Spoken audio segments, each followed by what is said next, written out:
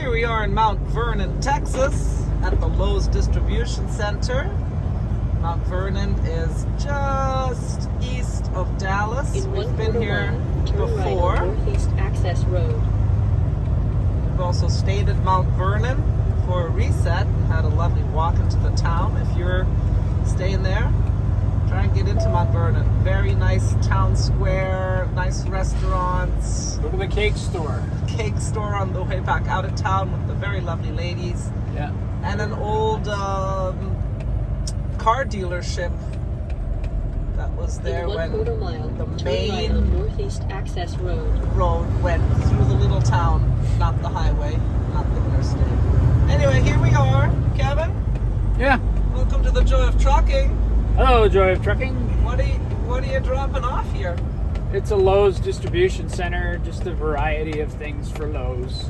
We picked them up in Ellenwood, just south of, see, there's the exit.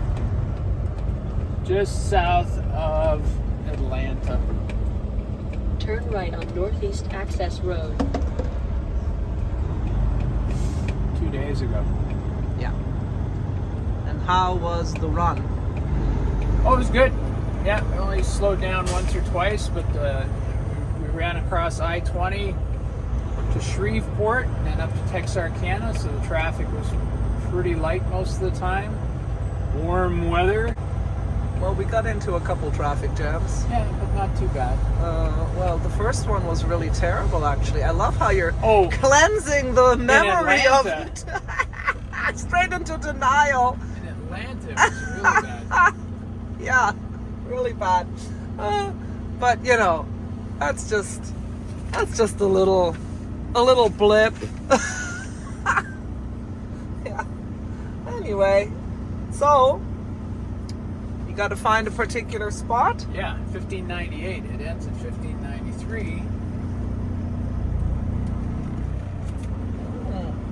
Did somebody steal your 1600s spot? over there? Yeah, the spot is gone. I'm at the end of the road. I can't go any further. Wasting time here. Fascinating. Maybe he meant 1593, right? Well, you can't go through here to go further because that's full of pallets. You could go off-roading here. Right there. Oh, you mean the numbers continue on the other side, Kevin? Ingenious. Oh. Oh my goodness, now he's doing donuts in the parking lot. Oh, they're gonna have a nice campfire, huh? Look, he's taking them apart.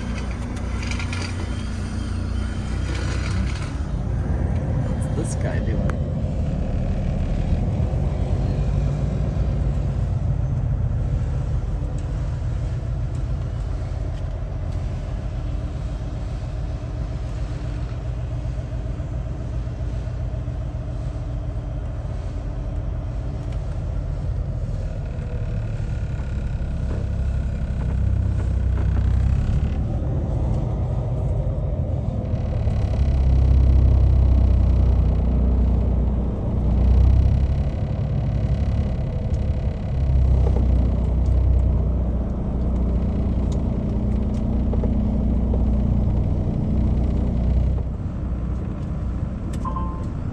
That's got to be a big wood chipper.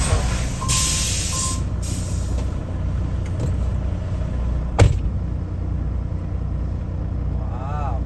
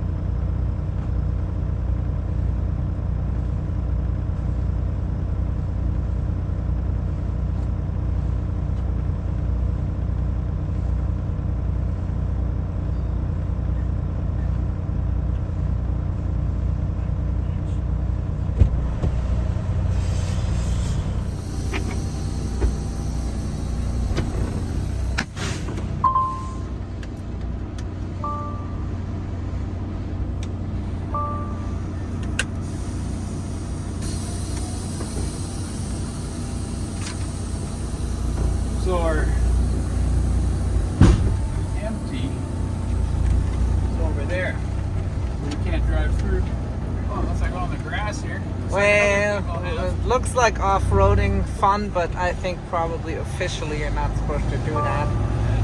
2136. It's a huge wood chipper over there, and then it goes straight in that container, and they can take it that's away. smart. It's putting all the pallets in there. I wonder what happens to the metal parts in the pallets when they do that. 2136. Yeah, so tell us a little more about the trip across the country. Across, you mean this load? Yeah. Yeah, we picked up south of Atlanta, 170-mile deadhead, and then I could see on Trucker Path a lot of bad traffic jams, so we sat there for 2 hours and 45 minutes. Like, split our clock, took a little rest, had something to eat. Well, it was rush hour. Tried to wait out rush hour. Yeah. And then at 7 o'clock, I said, let's go. But there was still a traffic jam showing on the loop on the 285. I thought, well, hopefully it's dispersed by the time we get there, because rush hour is over. We got to that point and everything was stalled, and we were stuck for 2 hours. Apparently there was a chemical spill on the highway. 2 people taken to the hospital. Sulfuric acid. So we stop and go, just crawled our way up, got to an exit, and then got out of there on a side highway, I think Highway 6. Yes, 6. Took us over to I-20, which 6 turned out to be pretty smooth and easy. Broke out of that really bad situation, but it took 2 hours before we could get out of there. So we lost a lot of time. And our 14-hour clock ran out because we had like 2.5 left. Even after splitting, it ran out because we had to sit there. 2136. Yeah, and you're in Atlanta. It's not like you have a lot of options for pulling nowhere to off stay. and Yeah. getting to a truck stop. Yeah. And you were not allowed to stay at the shipper. There were guys just pulling over on the side of the 285 and just parking. Just ran out of time. Yeah. 2136, 236, 380. There we go.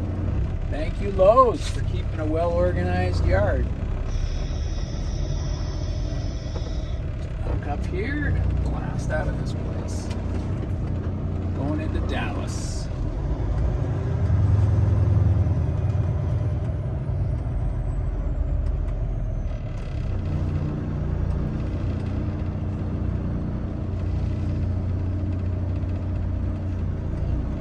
Sink a little high.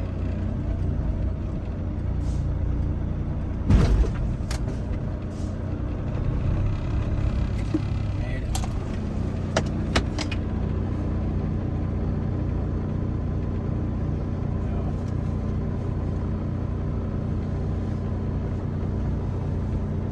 Gotta do our empty call after I get this all hooked up. Okay? Yep.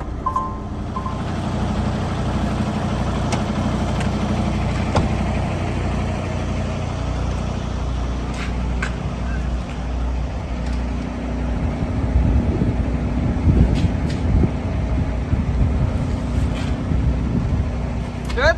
Yeah. Locking bar is in place.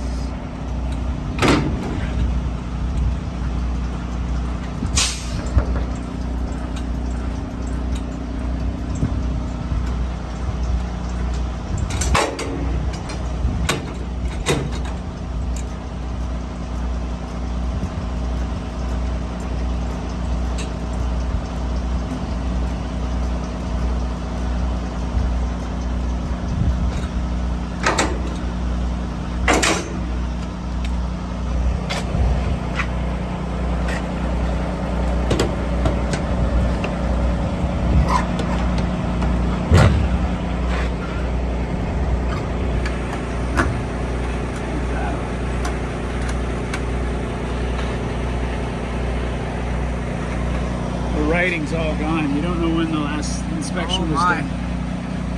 Yeah.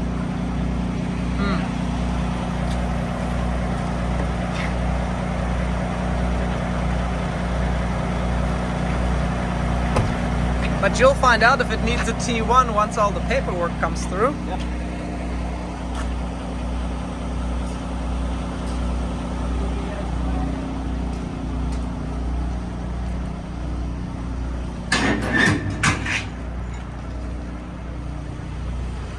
Hoses are good, brakes are good, no wires hanging down, button up there tight. All the bolts are where they're supposed to be. The ABS light? Yeah, Brake lights. works wonderful. Almost like Christmas. Don't you have any green lights anywhere? Make it a little more festive.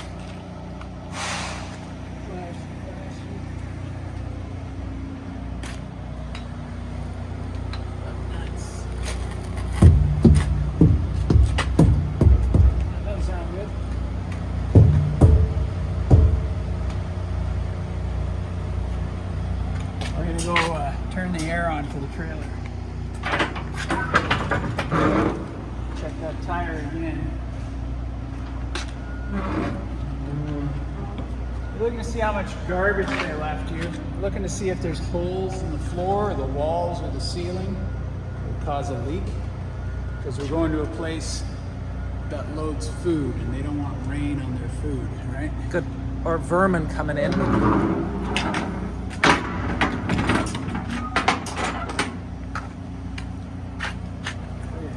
Next.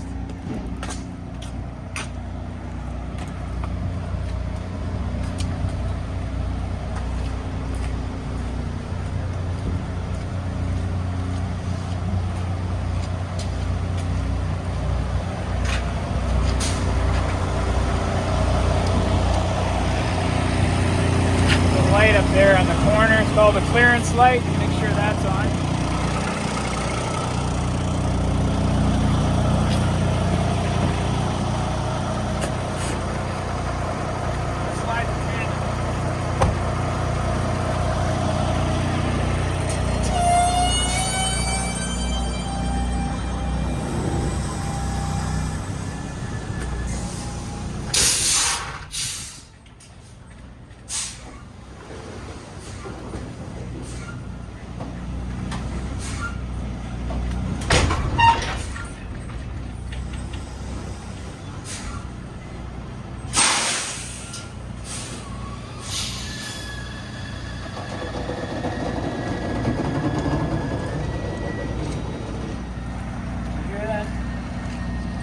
That noise? Yep. Charging up the air in the tank there, and it'll fill that tire. So while I do my paperwork, that'll be filling up, and then I'll come back and check that tire again before we leave. I expect it to be full in 10 minutes.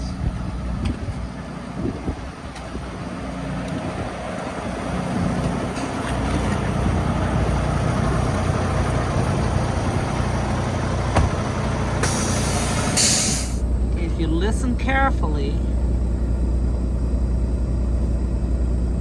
you can hear air hissing. That wasn't me. I didn't say air passing. 380. Whoops. Squeaky shoes too. Tell us what you're doing. I'm doing my empty call, so I'm saying I've dropped this load off and I'm empty, and I picked up an empty trailer, and all the numbers match, the bill of lading and the seal number and all that, and my current mileage is 89,004. Send the message, then they'll start sending the information for the next load. So in the meantime, I can submit my paperwork on transfer and get paid. Woohoo! Oh, there, it's coming in already. Is your volume off? Usually she starts rapping for you. Yeah. You've got messages.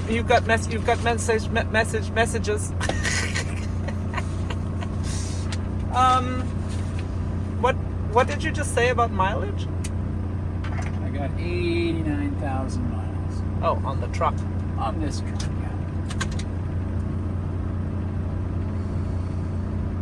We go to the CRETE app, scan documents,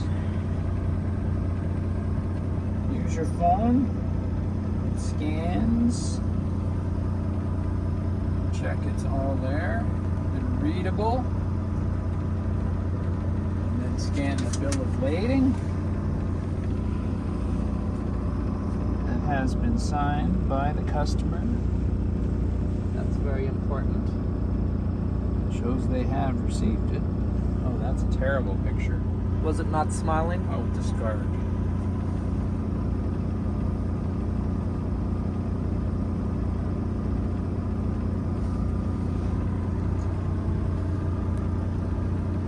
Discard. Better picture? That just needs a little adjustment here. You can adjust the lighting. No, I can adjust the borders so that it includes the whole document. But not excessive space. And then you punch Okay. in the load number.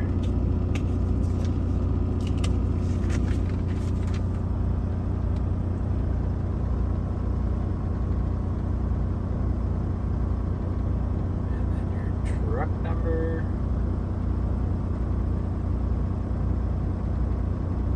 Send it. Simple as that. Pay me well. And how many miles was this load? This load, 734 plus 171 deadhead. Now we have the next trip. There's a pickup number.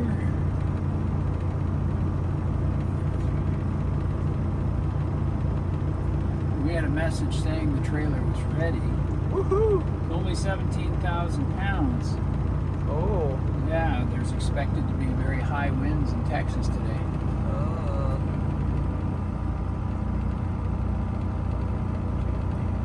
They're even predicting some snow in the panhandle, but we are not going through the panhandle. Plus, we are not intimidated by snow. Where's the panhandle? We came from Wisconsin. We were in lots of snow. As a matter of fact, I thought it was kind of warm in here last night. I had to move my extra thick blankets. So 60 degrees outside. that's one of the things about being OTR.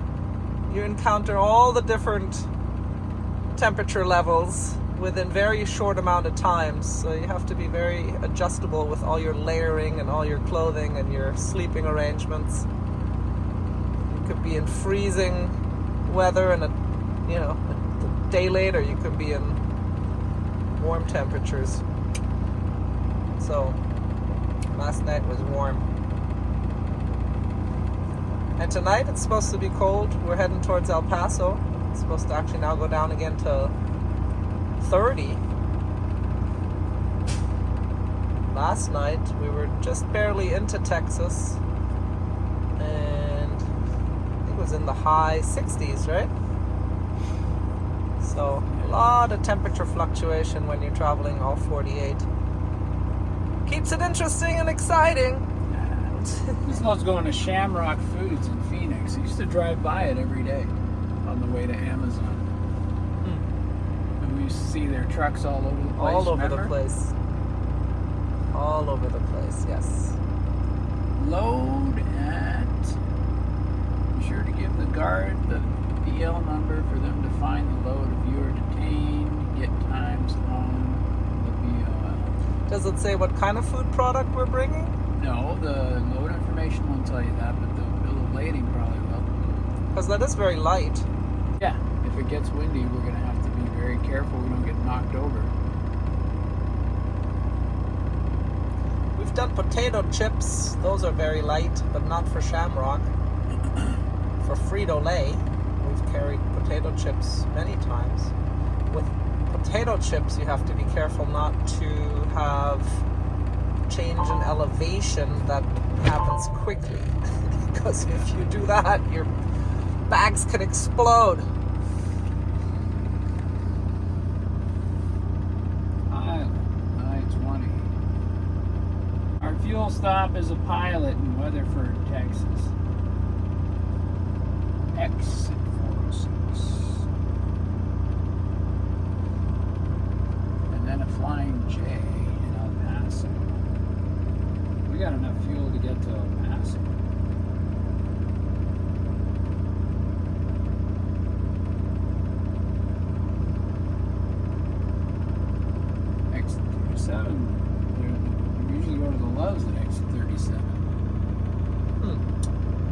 No love for you. No, Pilot Flying J on this trip.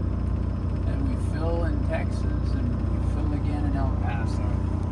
I just filled yesterday. Makes sense to me. So that one is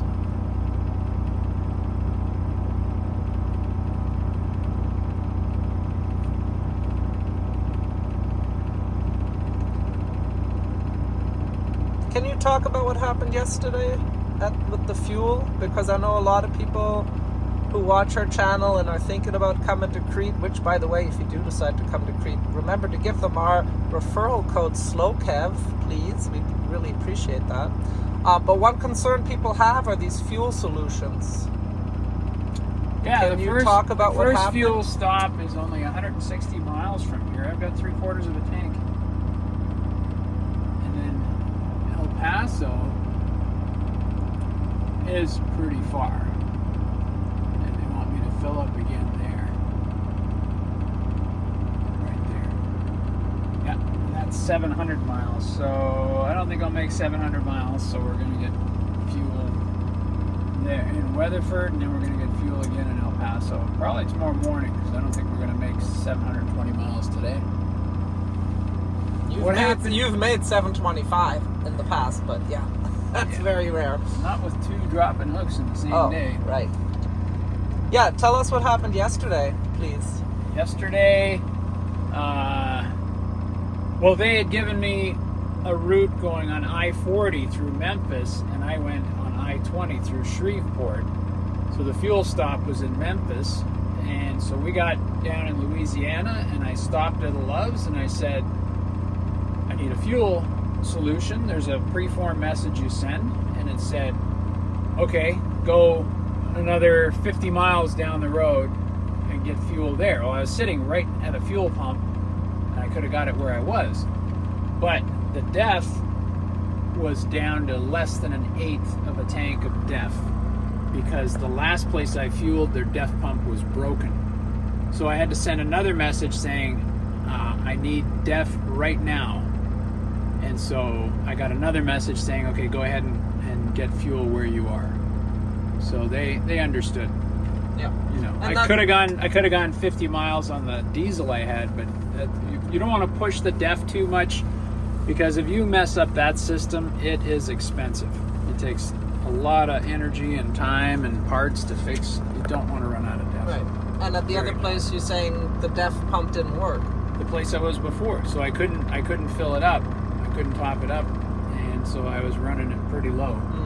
And the other interesting thing about that, because people always wonder about the fuel solution and also the fact that they give you your route to take, as you just heard Kevin say, you know, that is the route they suggest and that they will pay you for. But if you feel, based on your experience, that a different route is more efficient and effective for various reasons, you can take a different route. And even like he just said, with the fuel solution being given in one place and you end up on a different route, you can ask for a new fuel solution. You just can't go and pump, gas wherever you want. You have to ask, but then they will give you a new one. So how does that work with the route change? Well, they have their route projected on their algorithms and their plans and their mileage and what's most efficient and everything for the company. The route I chose was like 10-15 miles longer, but the only major cities I went through that were different was Birmingham and Shreveport, and they both have bypasses, so it was real easy. If I'd gone through Memphis and Little Rock, I would have hit traffic and major construction and all kinds of delays.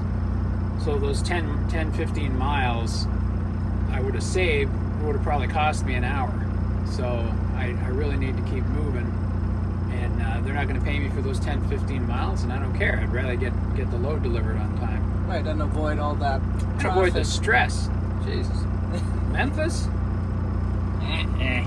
We had enough stress in Atlanta the night before. Oh my God. There's enough stress to last me for the next year. Gotta check that Let's tire. go check the tire.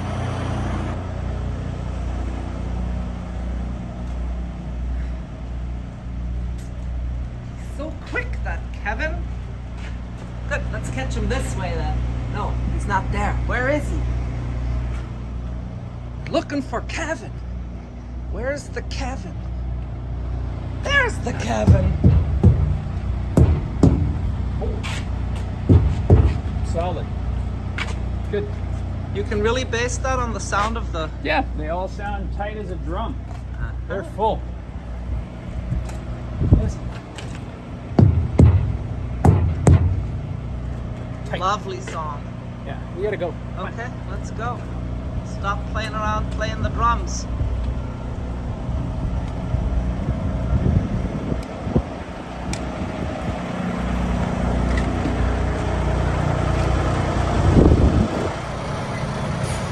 Oh boy, that's tight.